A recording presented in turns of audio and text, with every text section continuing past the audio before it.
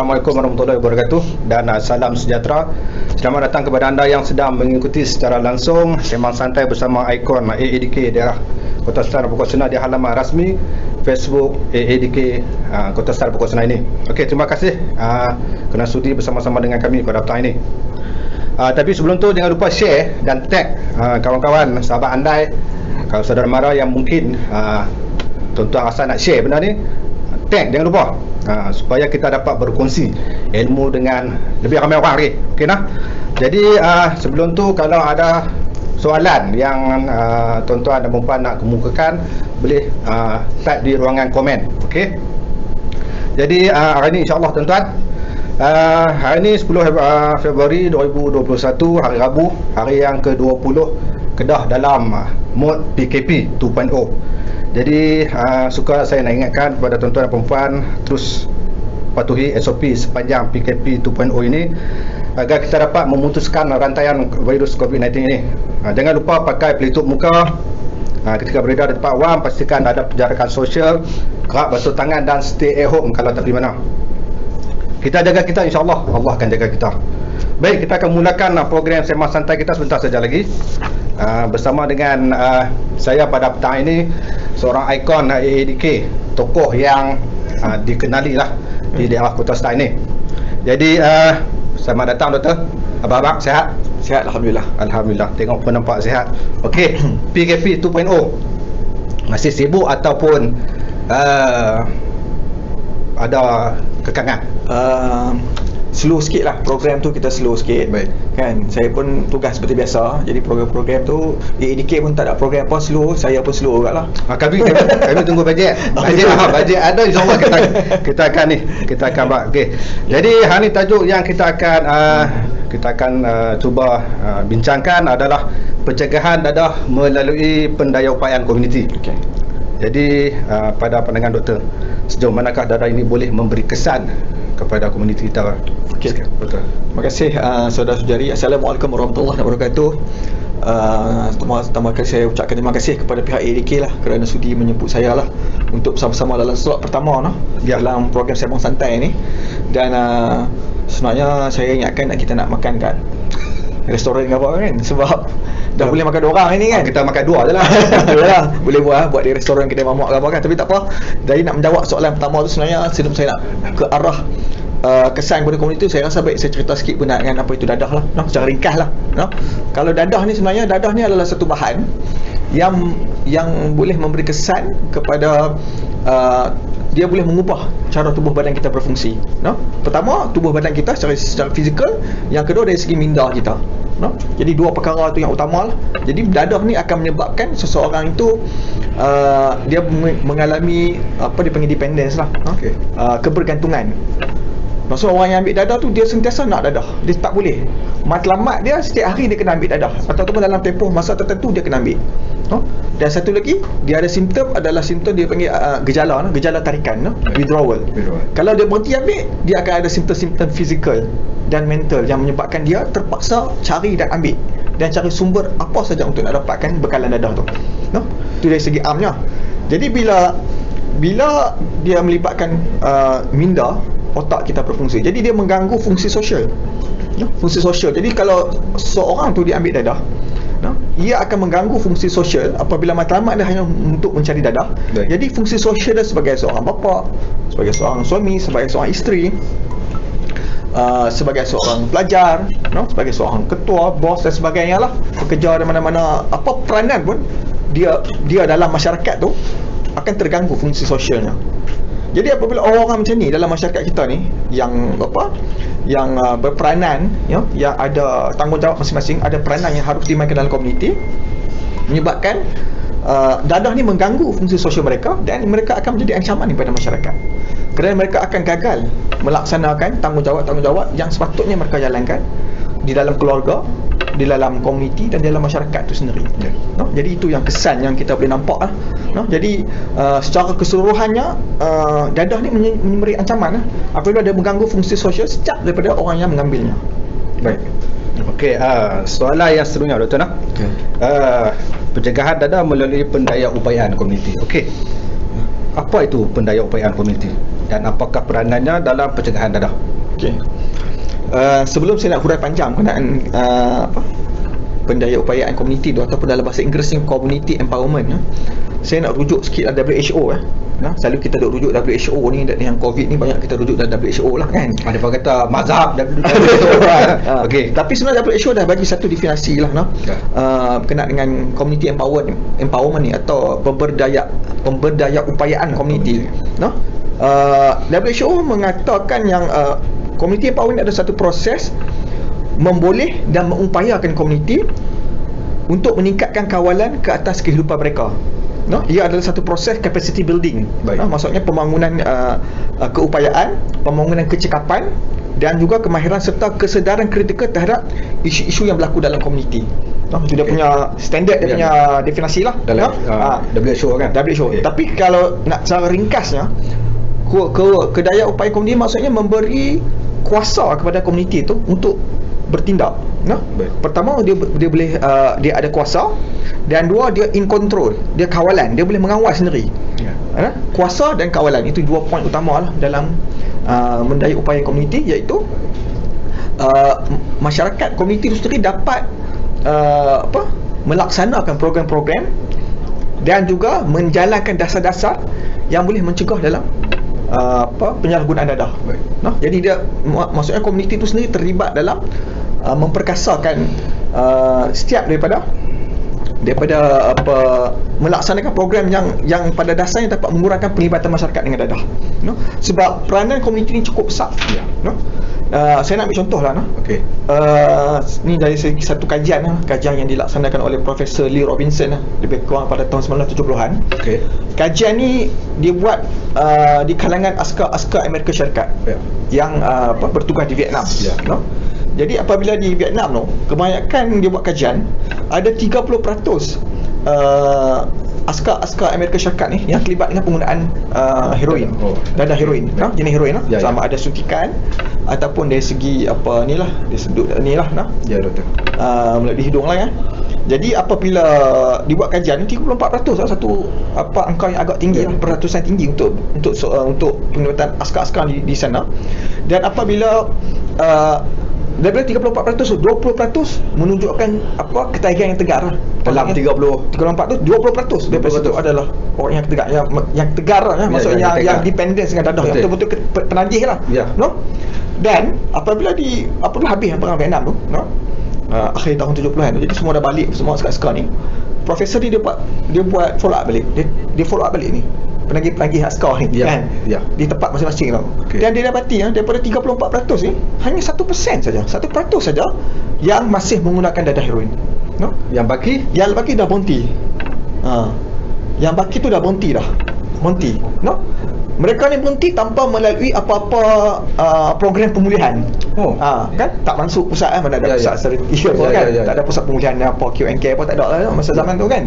Di Amerika lah. Jadi semua balik, apabila balik berada di pangkuan keluarga, berada dalam komuniti, dia jalan balik fungsi sosial yang sebelumnya itu, dia boleh berfungsi macam biasa. Jadi di situlah kebanyakan saintis ahli-ahli inilah sosiologis mendapati peranan komuniti di situ yang merupakan peranan dalam memulihkan penagih-penagih askar ni. Sebab tanpa ada intervensi apapun kan, tidak ada program yang spesifik dalam memulihkan askar-askar ni, mereka tak mampu untuk berhenti daripada menagih dalam penagihan. Jadi menunjukkan, maksudnya suasana tu, persekitaran di Vietnam tu, perang tu membawa kepada askar-askar ni terlibat dengan penagihan dadah kan. Jadi kita nampak maksud suasana yang medan perang kan, tekanan, stres, jauh daripada keluarga, tak ada social support dan sebagainya, menyebabkan askar-askar ni terlibat kecenderungan tu mengambil dadah tu tinggi. Jadi mereka pulang, persekitaran yang berlainan kan, persekitaran yang berlainan menyebabkan mereka mudah untuk berhenti. Dengan ada sokongan keluarga, masyarakat yang membantu dan sebagainya, jadi mereka dapat. Jadi menunjukkan kalau komuniti kita biarkan macam medan perang kan. Medan perang bukan perang macam ni Vietnam kan.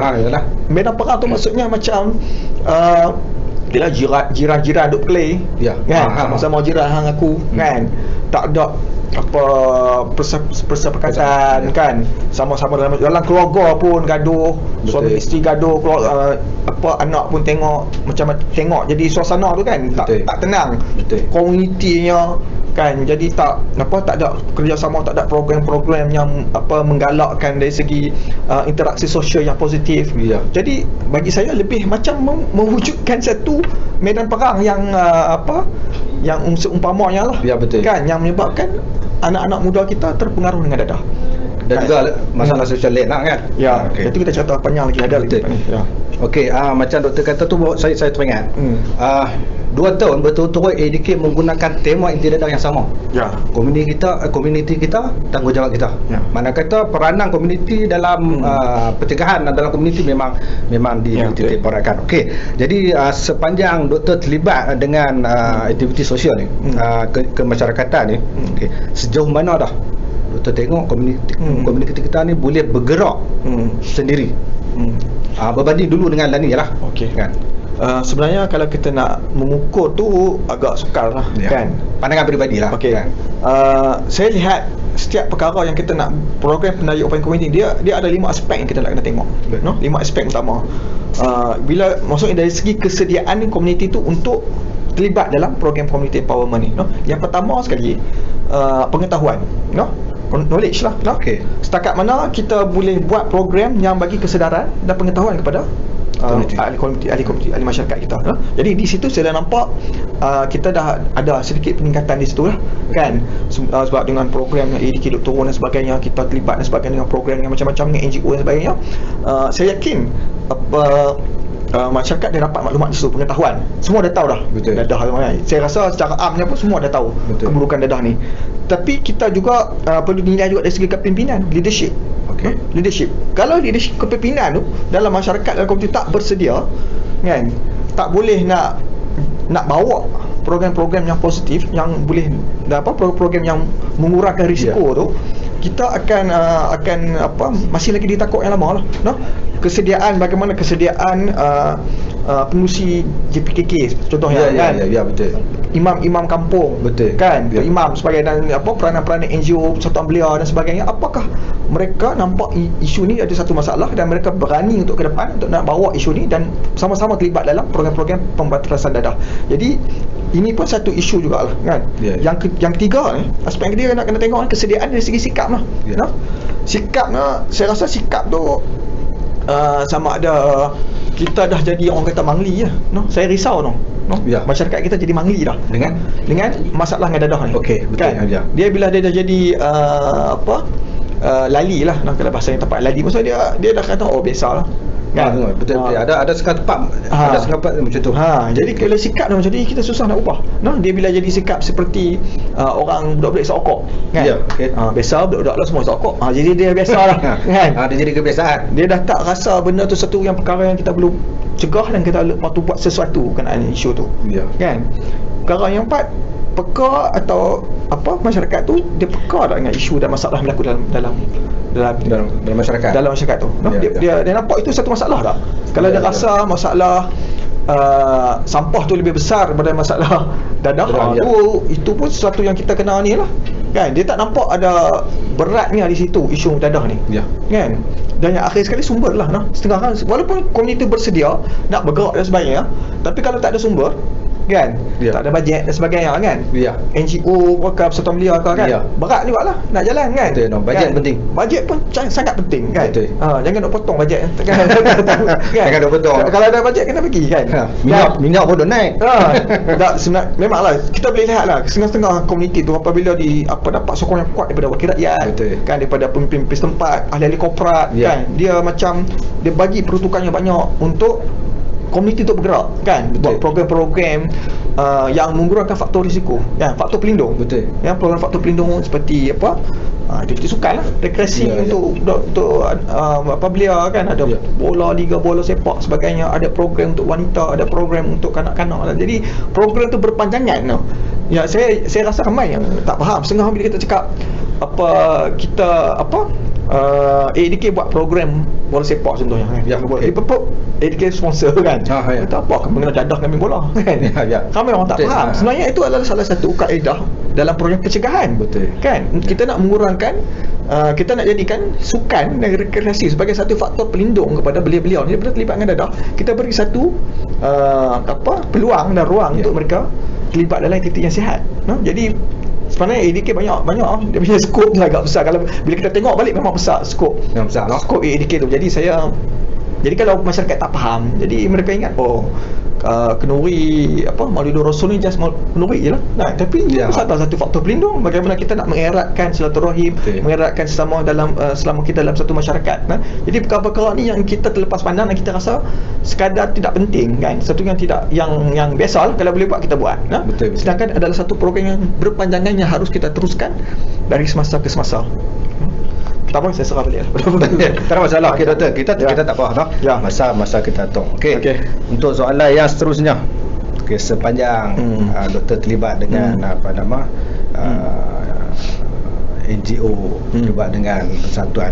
Ya. Apakah cabaran yang besar dalam kita nak menggerakkan satu komuniti tu? Okey sebenarnya kita nak mengubah seorang individu pun bukan senang Ya. kan. Saya pun kalau nak dari segi perubatan pun, kalau nak suruh seorang pesakit diabetes tu kan, pantang gula, Ya, pantang makan dan sebagainya, agak susah lah kan. Betul. Itu nak mengubah seorang satu individu. Bagaimana kita nak mengubah satu keluarga dan satu komuniti yang besar, Mindset. yang macam-macam orang yang dalam tu, yang kita tak tahu apa yang ada dalam kepala dia kan. Ya. Tetapi kita kena bertindak lah sebagai satu pasukan dan sebenarnya kalau dalam pendaya upaya komuniti ni dia ada 5 dimensi utama lah yang kita nak kena tengok Baik. makanya kita nak meyakinkan keyakinan, isu utama keyakinan ya. Kita cakap, sebenarnya saya suka cakap segi-segi teori ya. Okey. Lepas tu kita cakap dari segi Tak ada masalah. praktikal. Betul Kan? Betul.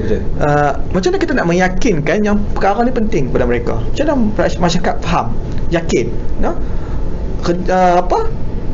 komuniti ni, pendaya upaya komuniti ada satu aspek yang cukup penting dalam perniagaan dadah, dalam membantraskan perniagaan dadah, Pencegahan, kan? pencegahan dan sebagainya lah, termasuk pemulihan sekali lah. Ya. Dia akan jalan sekali. Betul.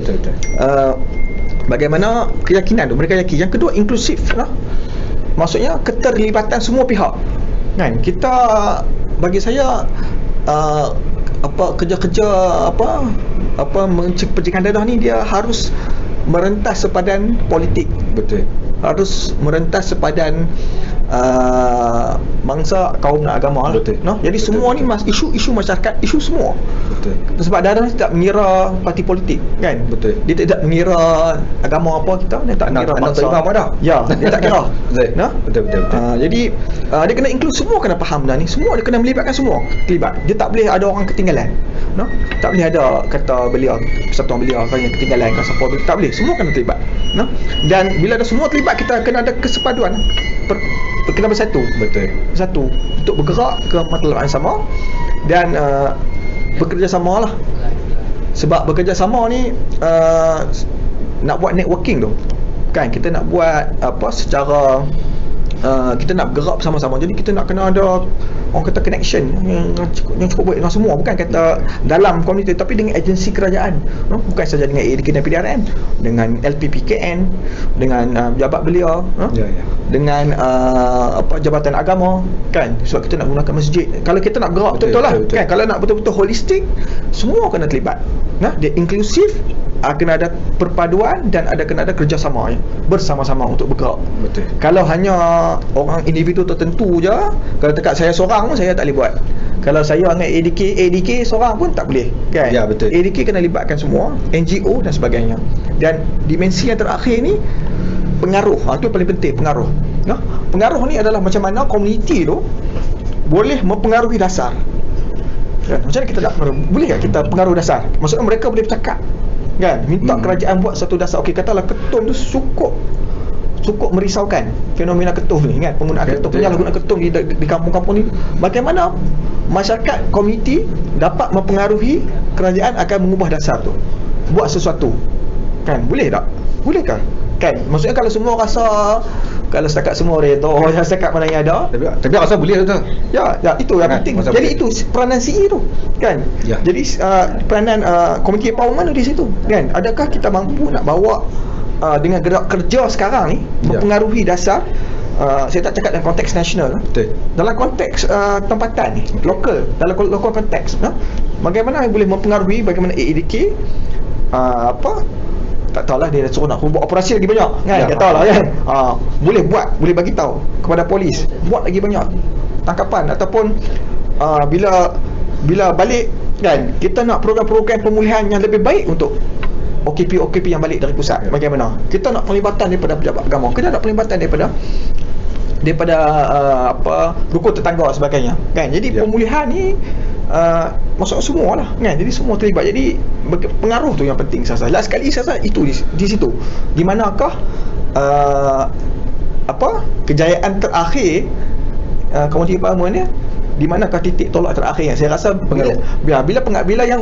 bila saya tahu bila kejayaan komuniti empowerment ni adalah AEDK dan agensi kerajaan akan rasa agak terbeban lah, maksud saya dia akan ada pressure, dia akan jadi pressure dan dia akan jadi lobby, akan banyak melobi dengan pemimpin politik sebagainya. Jadi tapi itu adalah satu ciri-ciri negara maju lah kan, apabila NGO masyarakat sendiri yang ambil berat tentang masyarakat sendiri dan minta kerajaan bertindak. Jadi tapi itu yang kita ideal lah. Setakat lah tu nampak Lani setakat lah nampak ada NGO tu macam yang Dr. kata tadi lah. Yalah. Dia boleh bergerak sendiri. Kalau setakat bagi pihak saya tu Ya. kita boleh gerak sikit-sikit kan, masih lagi. Tapi suara NGO ni susah sikit lah nak didengar kan, kadang-kadang Kurang didengari kan. kan? Jadi kita cuba yang terbaik lah bersama dengan ini. Mungkin sebab dadah kot. Sebab kadang isu dadah ni kita tengok kita nak minta tolong orang ni, dia sebenarnya kadang-kadang dia ada satu pandangan. Tak tahulah doktor setuju tak setuju kan. Betul. Bila dia kata dadah ni tak melibatkan anak aku tak kisah. Betul. Tu sikap tau Kan, walaupun sebelah rumah dia. Betul. Dia sebenarnya pengalaman saya sebenarnya kan. Sebenarnya bila kita ada kes kan di tak macam kat kampung awang kan. Tak apa. Dia bila kita turun, kita dapat maklumat dari segi MCPF kan. Ya. MCPF kita ada mesyuarat dengan AEDK, PDRM dan JKM kan, ada masalah kanak-kanak yang perlu kita selamatkan kan. Jadi bila kita dapat maklumat dari PIBG bagi tahu, kita mesyuarat dengan JKM dan kita pergi selamatkan kanak-kanak tu kan. Ya. Dalam kampung, tapi jiran tu boleh keluar daripada rumah, boleh kata pada kita, pada saya dan AEDK kan, baru nak main kan, dia boleh kata ayat tu kan. Sedangkan harapan saya lah, kalau jiran tu boleh buat aduan lebih awal, maklum kita akan buat lagi cepat bertindak sebenarnya kan. Saya tahu AEDK pun takkan tahu semua setiap rumah dalam Kota Stark dan Pokok Senar ni. Dia cerita macam ni selagi kasut rumah dia tu tak hilang, dia dah curi, lagi tu tak report, lebih kurang macam tu kot. Ataupun mungkin stigma jaga tepi ke orang ni teruk pangai. Betul. Jadi adakah benda tu betul? Betul lah. Saya menjaga tepi ke orang ni, sebab kadang-kadang kita pegang benda tu tau. Menjaga tepi ke orang ni panggil buruh hang kira nak ambil tahu hang aku jaga rumah tangga. Macam mana pandangan doktor? Saya rasa kalau isu dadah ni bukan tekan orang lah, saya rasa kan semua orang. Semua orang kan. Dia akan mengganggu semua orang. Kan? Sebenarnya kalau ada seorang penagih dalam komuniti tu, sebenarnya dia satu beban kepada keluarga tu. Pertama. Betul. Yang kedua, beban kepada komuniti tu. Kan? Dia tak nampak beban tu kepada keluarga orang tu saja, jiran dia saja. Dia tak tahu hak rumah dia pun akan satu pengaruhi pada anak-anak dia. Kan? Yang kedua, beranggu pada ancaman daripada seluruh masyarakat. Betul. Jadi terlahirnya seorang penagih dadah bagi saya lah kan. Betul. Seorang penagih dadah dalam satu komuniti tu, maksudnya seluruh komuniti tu bertanggungjawab menghasilkan penagih dadah tu. Kan? Kalau ada seorang doktor atau seorang, bukan doktor, contoh saya lah, doktor lah kan, tapi tak kira lah orang yang berjaya dalam komuniti tu kan, maksudnya seluruh komuniti tu berjaya lah maksudnya. Betul. Kan? Dapat melahirkan orang-orang yang boleh yang ni lah, yang boleh membantu balik masyarakat. Tapi kalau kita lahirkan seorang penagih, maksudnya seluruh komuniti tu, seluruh pemimpin masyarakat tu kena bertanggungjawab dan perlu bertindak untuk membetulkan keadaan tu. Baik, saya setuju lah. Okey, jadi setakat doktor terlibat ni lah dengan program pencegahan anti dadah sebagai ikon anti dadah. Trend lah ni, trend penagihan dadah lah ni. Adakah dah berubah ataupun masih macam lama. Contoh kata dulu orang banyak guna heroin. Di Kota Star khususnya banyak guna heroin. Tapi adakah lah ni dah berubah benda tu? Okey. Ada 3 trend yang saya nak cerita hari ni masa ada orang. InsyaAllah. Dari Trend yang pertama ni sebenarnya saya nak cerita berkenaan dengan yalah bila heroin tu kan. Masalah jenis opiat ni, memang opiat ni orang dah kata lah ni dadah otak lah. Boleh kata kan. Orang lama sabut otak lah yang dadah ni sebab dia melibatkan penggunaan jarum kan, nak kena share dan sebagainya lah. Picagari tu kan. Jadi isu utama yang dulu tu dia HIV AIDS lah kan. Jadi banyak lagi opiat ni yang meninggal dunia disebabkan penggunaan dadah jenis ni sebab dia berkongsi jarum dan sebagainya. Jadi isu tu dia tak ada lah. Kalau 10 tahun lepas, kalau saya bagi ceramah 10 tahun lepas, dah tak relevan. Saya akan cakap bab tu dah. Lah ni dah lepas 10 tahun ni dia dah cerita bab lain dah. Jadi cerita utama lah ni, trend utama yang kita paling takut sekarang adalah penggunaan dadah jenis sintetik. Sintetik. Saya indikasi betul lah banyak, saya majoriti semua lah banyak, terutama budak-budak muda kita sekarang kan. Sintetik ni selalunya syabu lah, kalau kawasan kita ni syabu kan. Syabu ataupun ais, kalau dah bahasa saintifiknya methamphetamine kan. Apa yang merisaukan saya dia tak main HIV, tak main apa dah tu, dia tak ada hepatitis apa dah kan. Dia main masalah penyakit mental. Hak tu isu yang besar. Saya pernah jadi pengurusi lembaga pelawat psikiatri Hospital Surabaya. Jadi tiap-tiap bulan duk pergi melawat lah. Duk pergi melawat ward psikiatri ni dan memang biasalah kalau kita jumpa dalam ward psikiatri ni, dalam 10 orang tu 6-7 orang adalah pengguna dadah. Yang dapat penyakit mental ni disebabkan dadah. Dan mereka ni kadang-kadang tu bolehlah ada dual diagnosis, maksudnya dia ada dua penyakit lah. Maksudnya dia ada penyakit mental, dia ada skizofrenia dan sakit tu menyebabkan dia cenderung untuk ambil dadah. Jadi dia ada dua. Setengahnya, kebanyakannya, majoritinya dia tak ada penyakit mental ni kan. Dia duduk elok-elok lah. Jadi bila dia ambil dadah syabu ni, terus rosak mental dia. Dia panggil drug induced psychosis. Kalau dia berhenti ambil dadah, baik. Bila dia ambil dia jadi. Mati. Bila dia ambil dia masuk ward. Jadi kalau masuk ward pun doktor pakar psikiatri takkan kata dia ada penyakit mental. Dia hanya jadi disebabkan dadah. Jadi orang macam ni susah sikit kita nak rawat. Kan? Selagi dia duduk ambil dadah, jadi isu penyakit mental dia tak boleh selesai. Dia akan jadi melainkan dia berhenti dadah. Dia akan selamat lah. Tapi kalau dia secara berpanjangan dia ambil dalam tempoh masa yang panjang, setengah tu saya ingat dalam tak sampai 5 tahun, setengah tu dah memang dah dapat mental. Dia akan simptom dia akan kekal lah. Dia kekal, dia tak boleh berubah. Tak boleh reverse lah. Dia tak ambil dadah pun dia akan jadi. Maksudnya dia akan ada simptom halusinasi. Dia akan jadi delusi. Maksudnya dia ada tanggapan palsu lah. Dia kata ada bapak dia nak main bunuh dia ke, abang dia nak main bunuh dia ke kan. Jadi dia satu ancaman pada masyarakat. Bila sampai tahap tu, anak jiran pun dia boleh bunuh. Ada kes dia kan, saya ingat tahun lepas ke dia tiba-tiba dia pergi tikam kan, sembelih ke anak kan. Dan saya tak nafikan lah yang kes-kes yang baru ni pun yang penderaan anak apa semua berkaitan dengan penyalahgunaan dadah suami isteri kan. Yang saya rasa yang dera di baru ni pun, yang dera di Kelantan kan, Melaka pun tak silap saya kan. Saya berani bagi tahu punca dadah. Sebab apa, kenapa seorang mak kan sanggup nak mendera anak kan, umur 7 tahun mendera lah kali buh dalam tong ayak dan sebagainya kan. Bagi saya tak, kalau kita secara normal kita fikir balik, kita tak ada siapa ibu yang sanggup buat macam tu. Melainkan ada something wrong kan. Jadi bila ambil dadah ni dia akan hilang pertimbangan tu. Macam saya kata yang awal tadi, hilang fungsi sosial. Bila hilang fungsi sosial, dia tak boleh berfungsi sebagai seorang ibu, malah dia jadi ganas dan membahayakan masyarakat secara keseluruhannya. Jadi kita risau lah dengan fenomena penggunaan dadah syabu ni. Kita akan ada ramai anak-anak muda kita yang ada penyakit mental. 5 tahun lagi 5 tahun lagi, 10 tahun lagi, atau dalam masa terdekat ni saya rasa di sini pun kita jumpa ramai kan? Kita tengok di Kuala Kedah pun ada 3 orang tu. OKP yang mana yang kita dah tak tahu nak buat apa dah. Masuk pusat banyak kali tapi masih lagi duk ambil dadah dan masih lagi ada simptom-simptom penyakit mental. Dan mereka ni adalah satu ancaman kepada masyarakat. Kan? Dia boleh berbuat apa saja kepada siapa saja. Kerana mereka ada halusinasi dan delusion yang menyebabkan mereka melihat perkara ni satu masalah, perkara ni yang satu yang tak salah. Dan yang kedua pula saya nak sentuh kata trend kan. Trend yang kedua yang saya risau lah dari segi sebagai pemimpin NGO ni adalah penglibatan wanita dan kanak-kanak. Satu, penglibatan wanita. Rasa sebelum ni kita tak banyak sangat wanita yang terlibat dengan dadah kan. Tapi sejak akhir ni saya tak tahu lah di tempat lain lah. Dalam konteks Kota Star ni kita agak risau lah. Kita cakap dalam konteks Kota Star daripada apa pemerhatian kita dan daripada kes yang kita jumpa, dan saya pun di peringkat daerah kita ada tubuhkan jawatankuasa untuk bincang isu wanita dan kanak-kanak saja, dan kita dapat feedback daripada klinik kesihatan, daripada Jabatan Kebajikan Masyarakat, daripada PDRM tentang kes-kes yang melibatkan wanita dan kanak-kanak ni. Dan bila wanita ni terlibat dengan dadah ni, jadi ibu tunggal ataupun ataupun kalau dia suami dia pun ambil dadah kan, jadi anak-anak memang terbiar kan. Jadi kita pun kan bersama ADK dah beberapa kali dah turun bersama pelindung kanak-kanak nak selamatkan kanak-kanak ni daripada terus berada dalam situasi yang cukup membahayakan lah, dengan keadaan rumah yang tak bersih kan, dengan pengabaian tak pergi sekolah dan sebagainya kan, baju pun tak terurus dan sebagainya. Jadi semua makan minum pun tak terurus. Jadi ada satu boleh kata penderaan juga lah.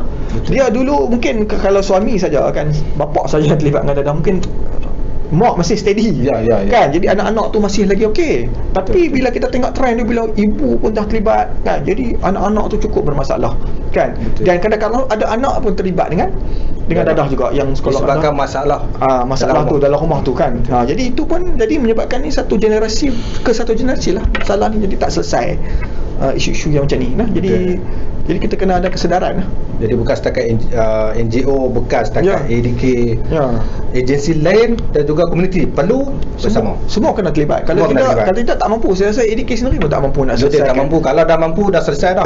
Dadah kan. Lepas tu kita pergi dadah terkawal 20-25 kan. Okey. Doktor, antara soalan yang sebelum last ni lah. 19 Februari 2021 berpanah tak lama. Hari tidak ada yang ke-38. Betul. Bertemakan lebih baik cegah. Apa harapan doktor? Okey, lebih baik cegah lah. Satu, bagi saya cukup suka lah tajuk mudah, baik cegah. Very simple, catchy dan saya rasa cukup mendalam dia punya message yang disampaikannya. Dan antara lain saya rasa dia nak menunjukkan bahawa pertama kali matlamat utama kita ni, kita nak cegah lah. Pencegahan tu sebagai matlamat utama. Sebab bila kita start dengan pencegahan, kita dapat elokkan daripada yang lain lah. Bila kita mula dari awal, kita dah tak perlu nak kisah berkenaan dengan pemulihan kan. Kan kos pemulihan dan sebagainya. Nak memulih ni cukup susah lah. Saya pun kan di dalam jawatankuasa pemulihan daerah pun tengok pun berat kan, nak memulih seorang tu. Seksa bila dah start terlibat. Jadi macam mana kita kena cegah? Kalau kita tak cegah, kita akan berhadapan dengan itu yang segi OKP yang pemulihan tak cerita bab penyakit mental lagi. Hospital pun akan menanggung beban kan. Banyak jadi dia banyak masalah yang timbul menyebabkan kita kita nampak susah lah kita nak atasi masalah. Tapi kalau kita sama-sama kerjasama dalam semua komuniti, keluarga, institusi keluarga kita kena perkukuhkan. Ni memanglah bila komuniti problem sebab keluarga problem. Betul. Kan? Dan masyarakat pun ada peranan. Jadi saya yakinlah, saya rasa kita jangan duk harap ADK, bukan kata tak boleh harap, jangan duk gantung ADK gantung sangat semua ADK. Nanti kalau doktor kata jangan harap ADK dalam pakai tutung tak, maksudnya kita 1983 kita ada dadah musuh negara, dasar dadah negara kan. Kita umumkan dadah ni musuh nombor 1 negara. Tapi sampai law ni dekat lagi 40 tahun dah tu kan. Kita duk macam ni juga sebab kita duk rasa duk buat kerja ni semua kerja ADK. Kerja ni semua polis kan. Jadi bila duk harap macam tu, jadi payahlah. Jadi kita nak cegah je. Kita tak mau anak-anak ni, budak-budak muda ni kan, bila dah start ambil dadah, dah teruk kan. Kan bila dah pegang pisau, dah tumbuk bini. Saya ni akhir-akhir ni banyak musim PKP ni kan. Depa duk telefon saya kan. Duk telefon saya, duk abak suruh ADK ambil. Saya kata kalau tahap macam ni, polis lah tu cerita bab polis. Bila dah ada keganasan agresif, lepas tu kita nak buat report polis dah kan, bukan kerja ADK dah. Dah lah stres duduk di rumah. Lepas tu stres tak ada kerja. Jadi kita nak kena cegah. Jadi kalau boleh ibu bapa kan, masyarakat nampak kita nak cegah, kita cakap pasal cegah kan. Nampak pelik lah budak muda sahabat anak-anak kita, adik-adik kita cepat-cepat dapatkan bantuan.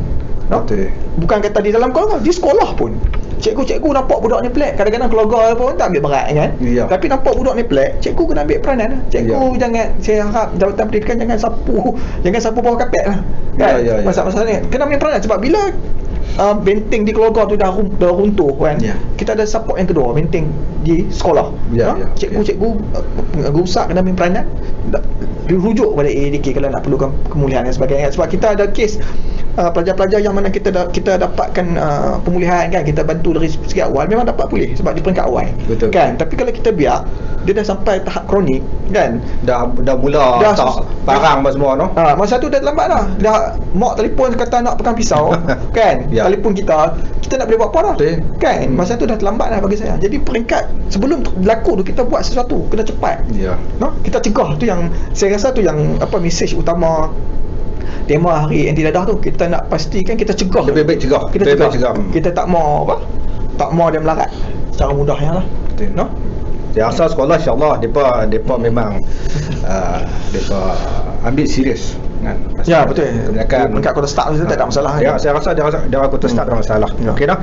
Jadi last but not least doktor kita selalu jumpa. Jadi sebagai pengurusi JKPD juga doktor jawatan kuasa pemilihan dadah daerah Kota Stang. Saya nak minta doktor bagi sedikit nasihat dan juga semangat bila doktor sebut kata stres duduk di rumah PKP dengan tumbuk bini apa semua, bukan takat depa, kita pun stres doktor. Saya ni bukan nak kata habis basuh baju, lipat baju, basuh baju, lipat baju. Suami ni saja ya kira. Tinggal lagi tak selipat rumah jiran lah. Saya rasa isteri tak pergi main kerja dah apa ni. Dia sebab jadi bagus ni mesti. Dia sebab kita stres, tak tahu nak buat apa. Okey, jadi tolong saya nak minta doktor, doktor boleh bagi sedikit kata semangat. Okey, kepada OKP kita lah, kepada yang sedang mendengar dan juga OKP khususnya, supaya depa boleh hadapi cabaran dalam tempoh pandemik COVID-19 ni. Okey silakan doktor. Saya rasa tempoh PKP ni sebenarnya bukan kata OKP sajalah, semua terlibat. Semua peniaga-peniaga dan sebagainya semua mengalami satu tekanan kan, dari segi masalah kewangan dan sebagainya lah. Kena buat kerja apa kan. Tapi bagi kalau OKP ni bagi saya yang penting ni, kalau rasa nampak nak ke arah ambil balik kan, kan kena dapatkan bantuan. Kan, dapat bantuan. Yang pertama kena dapatkan sokongan sosial dengan baik. Kalau keluarga, pasangan dan sebagainya kan, maklum kan, bukan kata nak kaunseling lah, maksudnya sembang dan ni luahan dan sebagainya untuk nak redakan stres, tekanan tu maksudnya sokongan support system tu di sekeliling dulu kan. Kalau dah teruk sangat tak boleh nampak kata nak dah nak terjebak balik tu, saya rasa memang kena minta bantuan ADK lah kan. Kita ada pegawai kaunselor, ada pegawai pemulihan yang berdedikasi lah kan, mungkin boleh bantu dan sebagainya. Dan bagi pihak kami ni di Jawatan Kuasa Pemulihan Dadah Daerah pun, kita akan sentiasa bantu OKP yang memerlukan bantuan kan. Dan insyaAllah lepas PKP ni kita akan atur balik lah program-program pemulihan dalam punti yang kita dah buat sebelum ni lah, camp dan sebagainya, untuk nak kembalikan mereka lah ke landasan yang betul. Baik, okey, terima kasih doktor. Saya rasa setakat itu saja program sembang santai kita pada petang ini. Jadi ingat kepada klien-klien ADK, ingat pesanan doktor, pengurusi jawatan kuasa pemulihan dadah, supaya kekalkan dalam tempoh pemulihan ni supaya tak kembali terjebak disebabkan oleh masalah-masalah yang ada selepas dalam mood PKP ni. Okey, jadi sebelum kita akhiri ni, saya nak pesan sekali lagi, jangan lupa follow page AADK Daerah Kota Stang dan Pokok Senar, ataupun sekiranya anda tuan-tuan dan perempuan yang menghadapi masalah penagihan dadah dan sebagainya, boleh hubungi pejabat AADK 0473291160. Saya ulang, 0473291160. Okey, dan sebelum tu ada info yang saya nak bagi tahu kepada semua followers page AADK. InsyaAllah minggu depan kita ada Hari Anti Dadah Peringkat Kebangsaan. Jadi kita ada white challenge sebenarnya.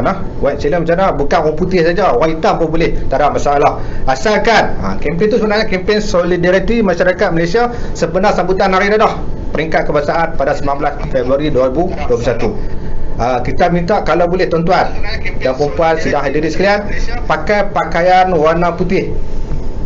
Betul tak? Boleh doktor nak pakai tak apa. Tanda sokongan, share gambar dan video.